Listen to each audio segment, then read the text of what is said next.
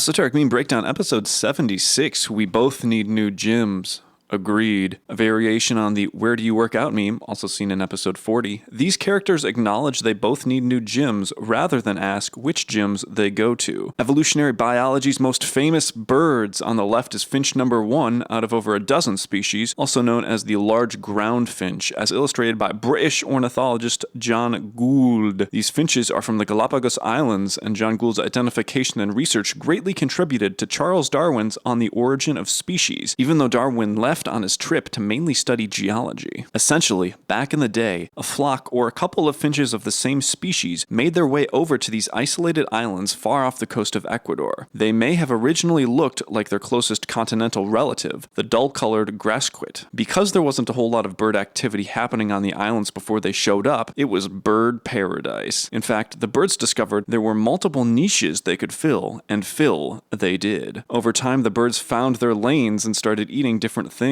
Some ate bugs and some ate super hard nuts. Those who were eating nuts, doing crunches, if you will, developed bigger, stronger beaks, while the more agile cardio bunnies ate fast-moving insects. Some also ate fruit, no joke. A single species ended up changing and filling all the bird niches on the islands. This is called adaptive radiation. On the right is a fella whom I would argue needs a different gym much more badly than the finch. This is an illustration by Luis Cruces for the Anticamina Chemical Company. Somehow, during the late 1800s and early 1900s, people saw these promotional calendars, which this illustration is taken from, and some other illustrations of dead people doing various activities, and really thought to themselves, gee, I should ingest this product. And ingest they did. Their flagship product, Anticamina, sold very well, and its founders got very, very rich. And by now you're probably not wondering, because you already know, was the main ingredient of Anticamina toxic to humans? What do you think? You really think it wasn't? Of course it was. Multiple people died from taking it, so they later changed the main ingredient from acetanilide to acetophantidin, which is less toxic, but is no longer used in medicine because it causes cancer. There were many such cure-all patent medicines at the time and were advertised in creative ways. That's where we get the phrase medicine show from. Salespeople would travel from city to city and put on performances hawking their snake oils. Companies would partner with creatives and musicians such as Slim Jim and the Vagabond Kid, getting sponsored by Hamlin's Wizard Oil for a book of their songs. The wizard oil was half alcohol mixed with stuff such as ammonia, chloroform, turpentine, and more, and could be applied topically or ingested if you were really desperate. But thankfully, creators these days don't partner with sketchy companies selling products that don't do anything besides act as a placebo. It simply doesn't happen. Keep an open mind, indulge your curiosity, and let me know if you'd buy my new product, Pete's Magic Beak Enlargement Serum.